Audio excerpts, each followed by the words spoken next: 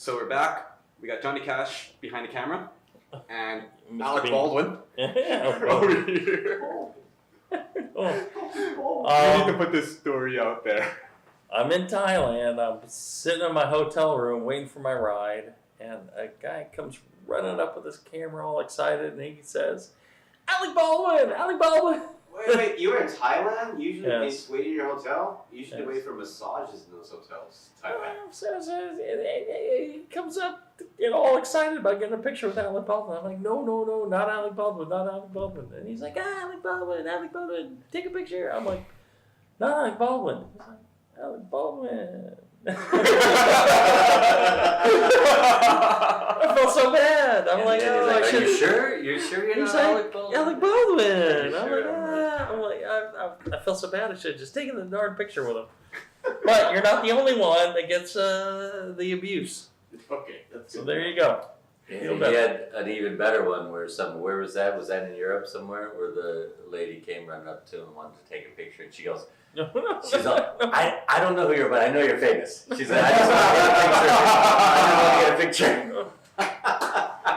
And she's like, I'll look it up when I get home. She's like, I just want to get the picture. She saw some home brewer getting my autograph and taking a picture in the Philly airport. And then she came up afterwards and goes, do you mind if I get a picture too? I'm like, no. I'm thinking she's some mom of somebody at the She bought the Homebrewers Brewing Conference, Crappy whatever. Styles book. Right. So she takes the picture and she's walking away. She goes, thank you very much. I'm like, oh, yeah, no, my pleasure, no problem.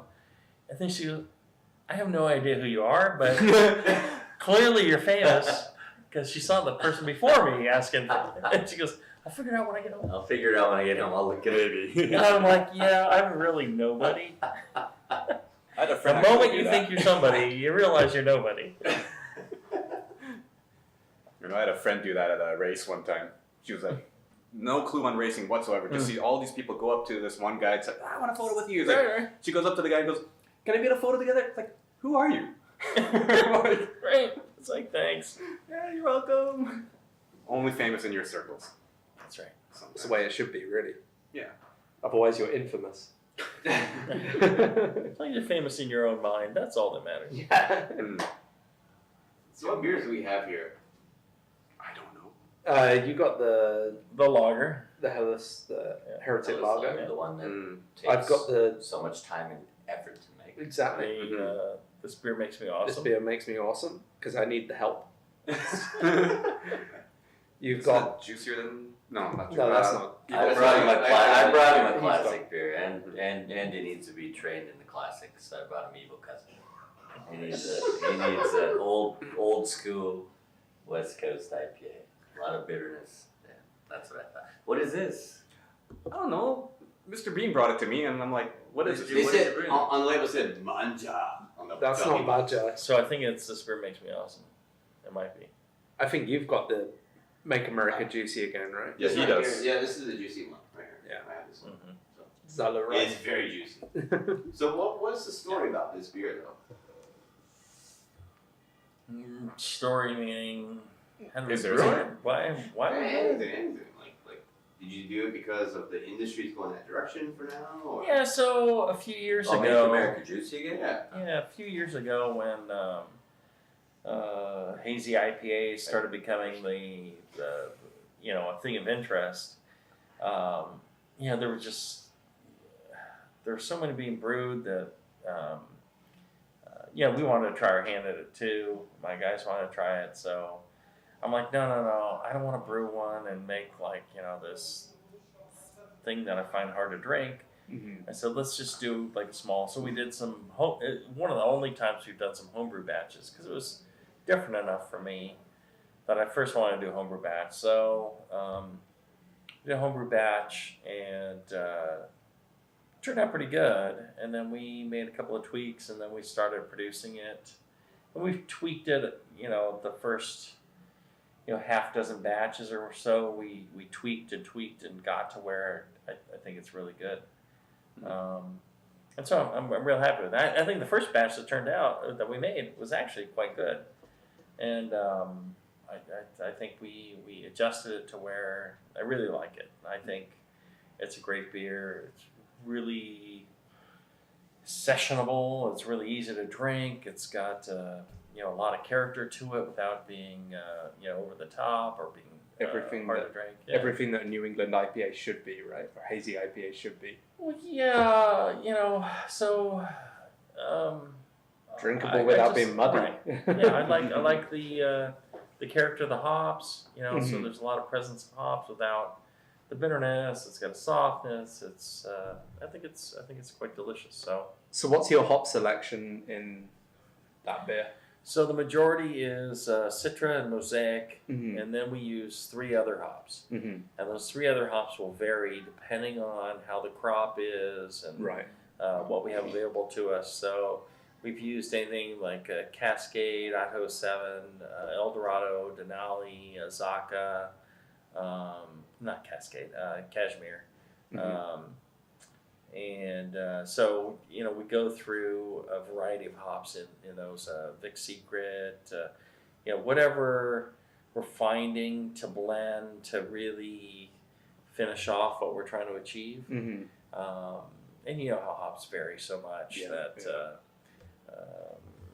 and we're finding that really helps. Some of the earlier beers that we did, I was kind of stuck in the past where hops were plentiful and available, Uh-huh. and you would declare a beer with certain hops, and it's like, well, what about when those hops aren't that great or you can't get those hops? So I tend to avoid some of those, or You don't want to label them. I don't want to label them and then just be stuck and not be able to produce the beer I want to produce. Right. Just because of labeling, you're not producing the best beer possible. That sounds stupid to me. I think, you can label like single hop certainly is easy Right. to label.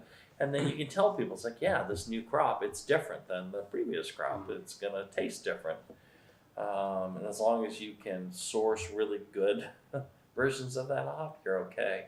I If think it tastes like crap, then you're kind of stuck. yeah, and with New World hops, that's quite important, right? Like Right.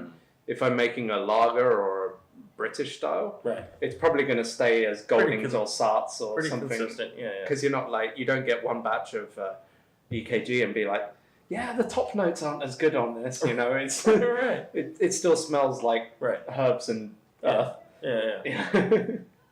It doesn't change as much as those really high octane hops that you need. Yeah. I'm in a fortunate position, not being a brewer, and I get to know these guys pretty well. We hang out, we drink a lot of beer together. Without having to get burnt. Exactly. Cut. I don't have to do any of the heavy lifting, but also my ass is not on the line, right? As a brewer, reputation, so I don't have to, and I don't have to worry about offending other brewers, whatever. I can say and do what I want. But yeah, in talking to them, it's funny that, and George and Jamil are both pretty outspoken, as you guys have heard on this video. But Jamil did not like that style, and he was pretty vocal about it, and because there were a lot of crappy versions of it for sure. But Jamil, all of the homebrewers, everybody does a Jamil imitation, and he says like, that's usually his answer to every question. But yeah, so he never wanted to make a New England IPA or a juicy IPA, but then finally said, I guess we have to make one. So he made one, and of course he made a good one. Of course he made one that he likes to drink, which, I think that's a great thing about both of these guys as brewers, is that they make what they like to drink, and when you do that, you're going to make a great beer. But so he made a New England that he could drink, that he enjoyed drinking, and sure enough, everybody else liked it too, and it went from being a novelty to basically taking over his brewery. Right. And then he made an even juicier beer, juicier than now, with tons of mango in it, which is also a fantastic beer, which is a style that I hate. I cannot stand that style. I'm like, oh, dude, did you really make that beer? And it's good. It's really good. And you drink it. And those two beers are basically taking over the brewery. Half the brewery is now those two beers. Right. And this is the reality of it. Yeah, would he have rather made ESB? Would he have rather made Gramarye, one of the beers that he and I love that doesn't sell? Oh, I love that beer. Yeah, it's a great beer. Yeah, you know, exactly. That's what the three of us would sit around drinking that. But, you know, that's the reality of the business. But if you're going to make those beers, you make them in the way that you yourself can stand behind it. I mean, if you only want to make the beers that you want to drink, You'll go out of business. yeah, homebrew. Right. Exactly. Or just your own brewery. keep small You- batch tap you- room only. There's Mhm. every beer you make is maybe not every beer you make, but most beers you make are somewhat of a compromise. Yeah. If I made 100% the beers that I want to make, I can't drink the whole batch by myself, right? Well, you, I- can I- do it by I wanna yourself. drink- Yeah, you probably could. but- Yeah. I want to Not drink economic. old ale in July. I'm not going to be able to sell that beer, right? Mm. It's got to be a compromise. Like, what do people want to Yeah. drink?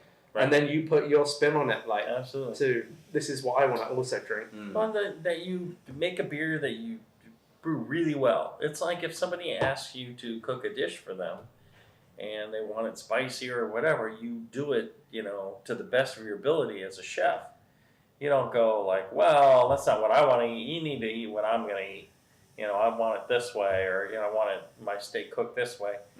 I mean, I guess there are places that do that and become more trendy. So I've heard both these guys say, fuck that style. And then they end up brewing that beer, and they brew a really good version. Brew, Um, well, brew. So screw you. brew I'm what- going to do it better. Yeah, exactly. Brew what your customers want, Yeah. but take all your brewing skill and apply it to it, so they're getting the best possible version of that beer. That's great. Awesome.